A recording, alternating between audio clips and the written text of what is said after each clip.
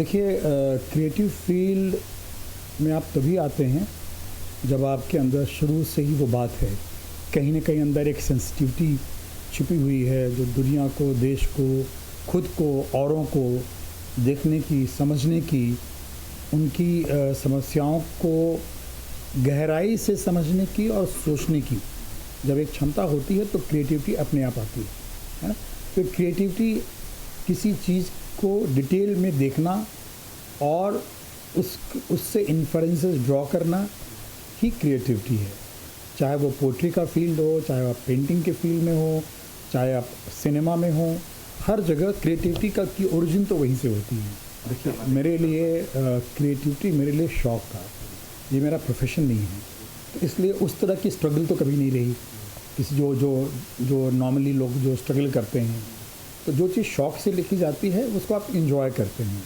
तो मैंने इसको एंजॉय किया। और चूँकि इसका फॉर्मेट वो गज़ल और नज़्म है,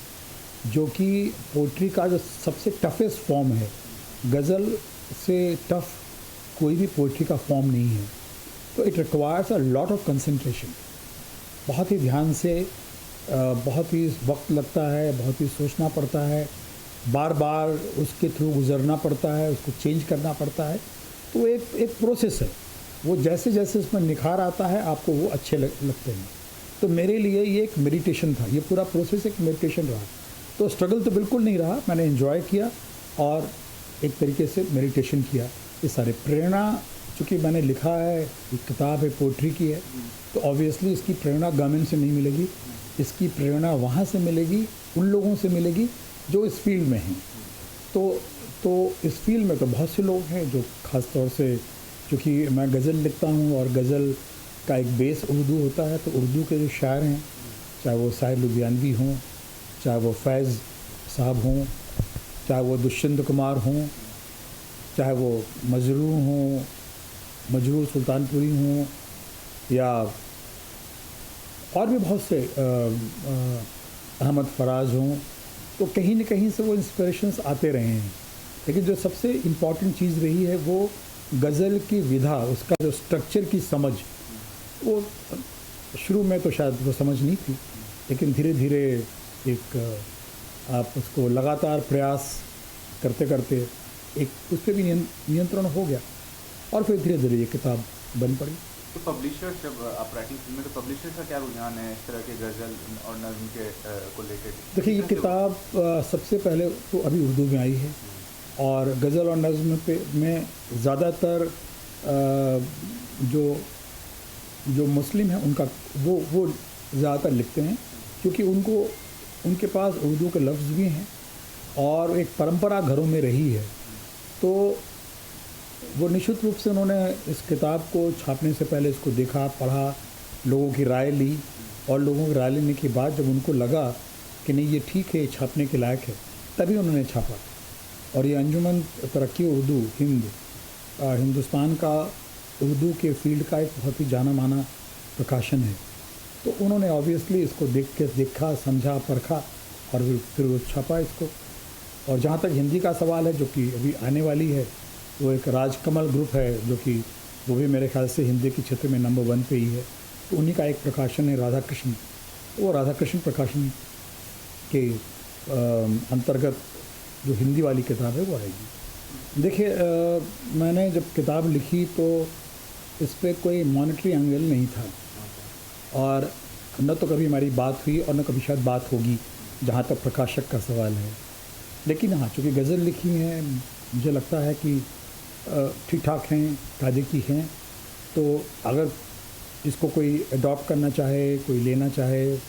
फ़िल्मों में इसका इस्तेमाल करना चाहे, तो मतलब मुझे तो इसमें खुशी होगी। और बाकी कॉमर्शियल पॉइंट ऑफ व्यू से तो मैंने कभी सोचा ही नहीं इसके बारे में, कभी शायद उसकी ज़रूरत महसूस नहीं हुई। लेकिन हाँ, एक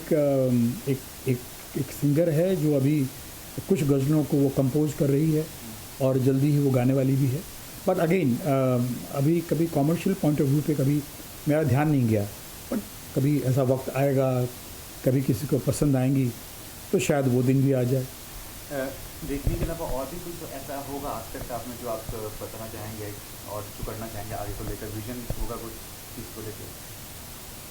देखिए मेरा मानना ये है कि व्यक्तित्व एक ऐसी चीज़ है जिसको पर्सनालिटी बोलते हैं, उसके बहुत सारे आयाम होते हैं और मेरी कोशिश रही है कि मैं ज़िंदगी के हर पहलू में कुछ न कुछ करूं। जैसे कि समाज सेवा है, तो मेरा एक ट्रस्ट है जहाँ से मैं भी कलाम के नाम से स्कॉलरशिप देता हूँ बच्चों को, ख़ास तौर से जो गांव के बच्चे हैं या म्यूनिसिपल स्कूल्स के बच्चे हैं, एक वो चलता है। खेल कूद एक दूसरा पहलू है मेरा, और मैं क्रिकेट बैडमिंटन रेगुलर खेलता हूँ,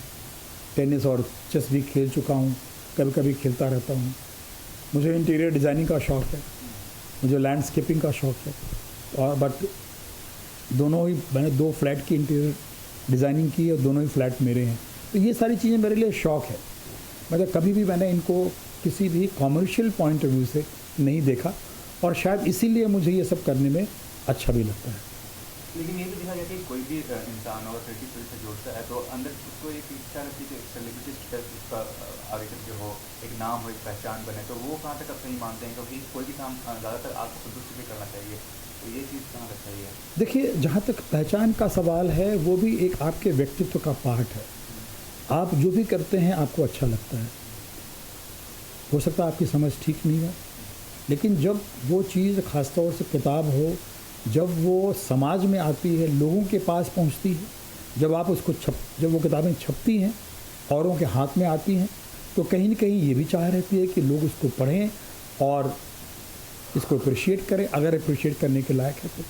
तो अगर लोग उसको अप्रिशिएट करते हैं तो निश्चित रूप से अच्छा लगता है, क्योंकि ये लगता है कि जो मैंने मेहनत की है, जो कोशिश करता हूँ, मुझे अच्छी लगती है तो औरों को भी अच्छी लगती है। तो निश्चित रूप से ये जो आपने अप्रिसिएशन की बात की या एक जो स्टेटस की बात की, वो इससे जुड़ा हुआ है कि वो आपको और संतोष प्रदान करता है कि नहीं, आपने जो मेहनत की, आपने जो काम किया वो ठीक किया, और आप ठीक कर रहे हैं, अच्छा कर रहे हैं। और जो गज़ल आपने अगर 1-2 लाइन आप गा के बता दें तो ज़्यादा बेहतर रहेगा। जैसे एक मेरी गज़ल है इस किताब में कि गिला तो उनको भी है, गिला तो उनको भी है, मैं जिन्हें मिला ही नहीं, गिला तो उनको भी है, मैं जिन्हें मिला ही नहीं, न जाने कितने फसानों में हूँ पता ही नहीं, गिला तो उनको भी है, मैं जिन्हें मिला ही नहीं, न जाने कितने फसानों में हूँ पता ही नहीं, कोई तो पूछे ज़रा हाल उन अंधेरों से, कोई तो पूछे ज़रा हाल उन अंधेरों से कि जिनके पहलू में सूरज कभी उगा ही नहीं, कोई तो पूछे ज़रा हाल उन अंधेरों से कि जिनके पहलू में सूरज कभी उगा ही नहीं, उसे तो आज भी रंजो मलाल है मुझसे, उसे ये आज भी रंजो मलाल है मुझसे कि उसकी किसी बात नहीं करना पड़ेगा, थोड़ा वो काट देना है वो मुझे हाँ 1%।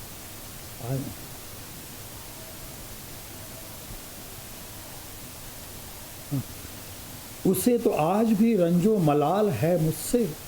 कि दिल पे उसकी किसी बात को लिया ही नहीं, और यूँ खेल खेल में बनने को बन गई कश्ती, यूँ खेल खेल में बनने को बन गई कश्ती, मगर मिजाज समंदर का कुछ पता ही नहीं, और हुआ यूँ करते हैं तूफ़ान से लोग खौफ ज़दा, हुआ यूँ करते हैं तूफ़ान से लोग खौफ ज़दा कि जैसे इनके थपेड़ों में कुछ मज़ा ही नहीं, अभी तो कर न मुकर्रर हमारा वक्त हिसाब, अभी से कर न मुकर्रर हमारा वक्त हिसाब कि ज़िंदगी तुझे मैंने अभी जिया ही नहीं, गिला तो उनको भी है, मैं जिन्हें मिला ही नहीं, न जाने कितने फसानों में हूँ पता ही नहीं।